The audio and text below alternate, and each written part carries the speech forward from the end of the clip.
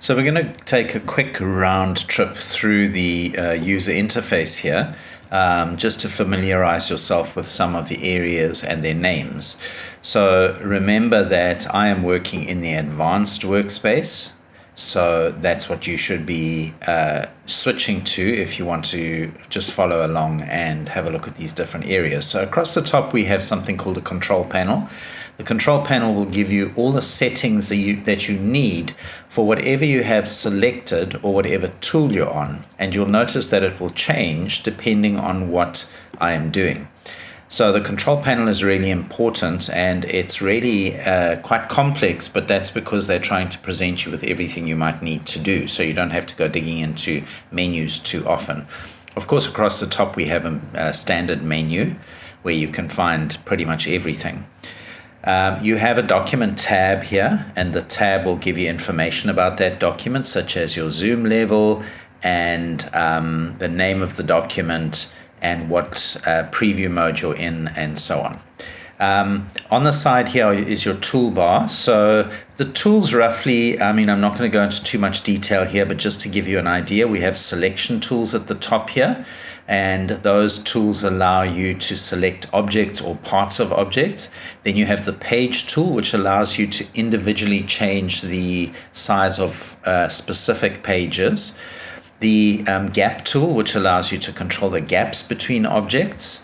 The content collector tool is kind of like it's like a shopping basket. It allows you to pick things up from one place and drop them somewhere else in a very quick and convenient way. Your type tool is going to allow you to create text. Line tool is exactly that. It makes lines when you need to. Your pen tool allows you to create more complex shapes. And if you've ever learned the pen tool in Illustrator or Photoshop, it's pretty much the same animal. But it's worth learning because it just gives you more power in your design work. Pencil tool, if I just hold that down, you'll see that I have a pencil tool, a smooth tool, and an erase tool. So that allows you to kind of freehand draw and to control those lines. You have a rectangle frame and a rectangle tool, rectangle frame tool, rectangle tool. And if I hold that down, you'll see I have an ellipse frame tool, polygon frame tool, and then an ellipse tool and a polygon tool. So the only difference between these two is that the one with the little X through it is when you're wanting to place an image. So if you want to place an image into a rectangle, ellipse, or polygon shape, you use the tool with the X through it. If you want to just create an actual shape, rectangle, ellipse, polygon, you use the normal tool. They are interchangeable. So for example here, let me just get out of here. Take my selection tool. If I select this box here, which is a rectangle expecting an image because it's got that X through it, I could quite easily just right click there and say content and change it to graphic or unassigned, in which case it just becomes a rectangular shape. And providing I haven't actually put an image in that box, it is reassignable to graphic, text, or unassigned. The scissor tool allows you to cut paths that you've created with any of your creation tools here. So you might need a path to just be maybe one half of an ellipse. You could use the scissor tool to snip it where you need it to be cut. The free transform tool allows you to transform a selection while maintaining things like stroke, proportional stroke widths, and things like that. If you use the free transform tool to resize a text box, the text will resize with the box as well. The gradient swatch tool allows you to control gradient fills and strokes. The gradient feather tool allows you to create gradients that go from a solid color to transparent. And then we have some of the helper tools. The note tool allows you to add notes to your document. These do not print, but they might be little post-its to remind you to change an image or make some sort of edit.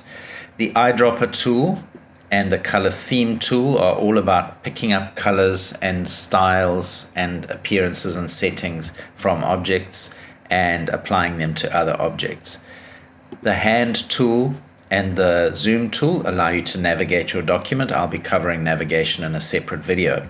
And then at the very bottom here, you have your color picker. You can choose your fill color, your stroke color. You can swap them around. Again, I'll be going into more detail here.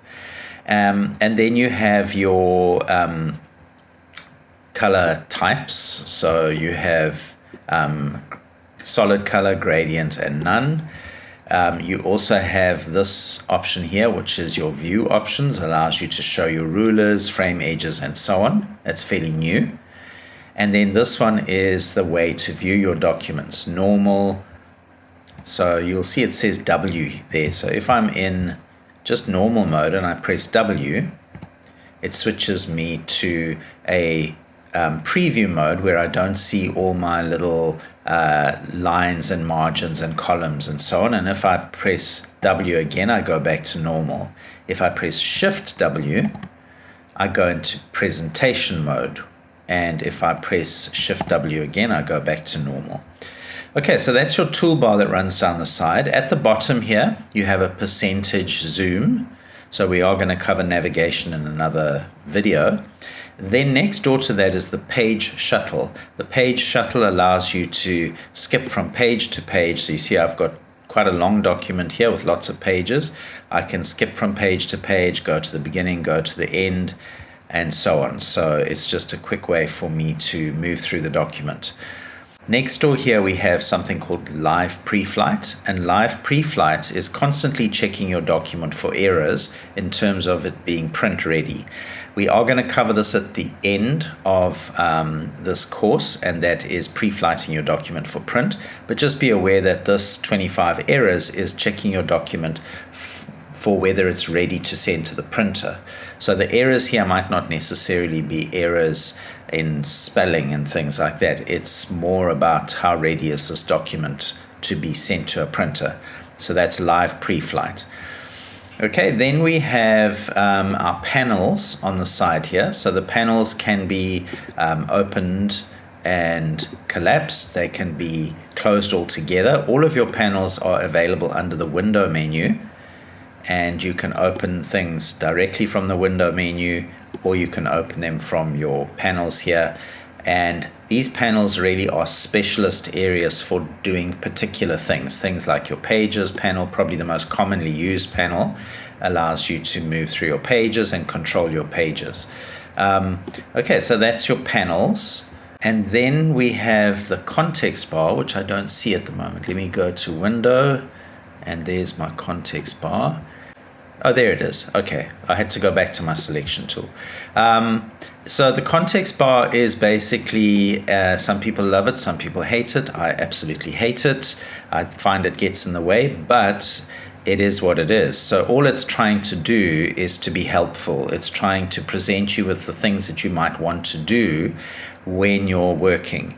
I find it gets in the way, but also if you are new to InDesign, you might actually find it way more useful than I do. If you hate it, you can get rid of it by going here and saying hide context bar, and you can bring it back by going to window, context, taskbar, and it will come back.